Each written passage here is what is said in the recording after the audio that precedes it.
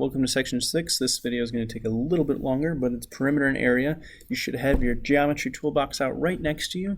You name the shape, and then you look at your geometry toolbox, right? So you name this as a rectangle right off the bat. You write down the formula. You go on your toolbox, you find rectangle, you look at perimeter. It tells you what the formula is. 2L plus 2W, 2 times the length plus 2 times the width.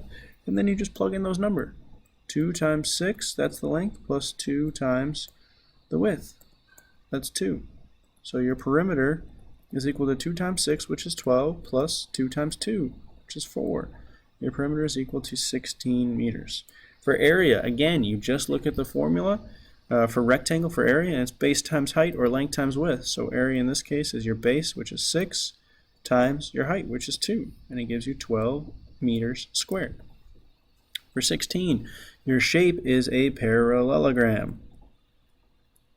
So you look at the perimeter formula and it says add up all the numbers on the outside of the shape. So here we're going to do 9 plus 9 plus 7 plus 7. So your perimeter is equal to 18 plus 14, right? 9 plus 9 is 18, 7 plus 7 is 14. I don't add the 6 because it's on the inside of the shape. So your perimeter is equal to 32 miles. For area, again, you look at the shape, it says parallelogram, you look for its area formula, you just go straight across on the geometry toolbox. The formula is base times height, so your area is equal to 9 times 6, because your base was 9, your height, your dotted line, straight up and down right angle, is 6. So 9 times 6 is 54 miles squared.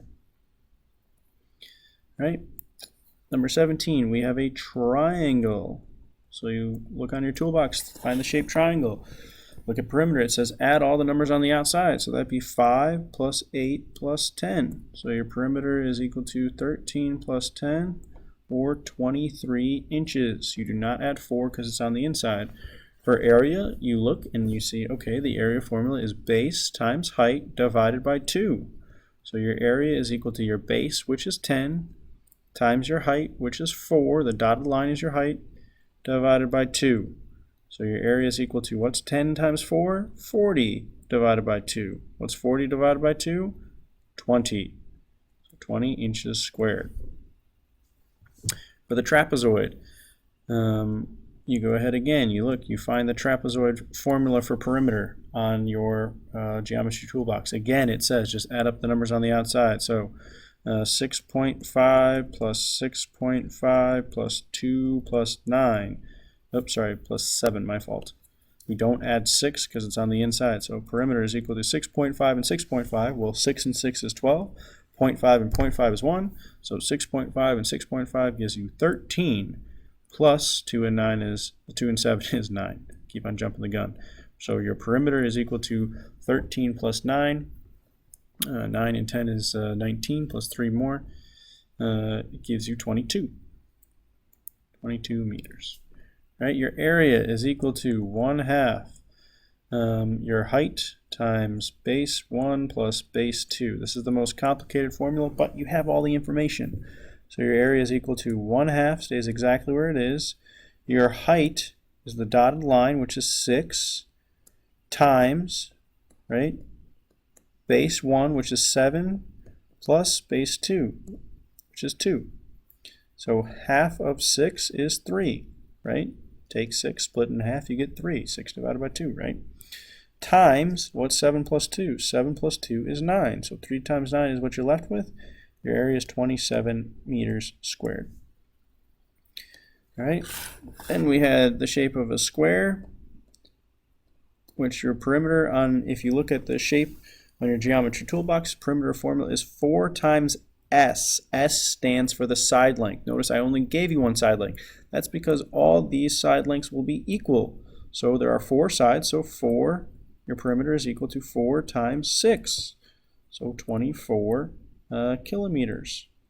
And for area, it's your side length, or S squared. Side length times itself. Area is equal to 6 squared. That's not 6 times 2.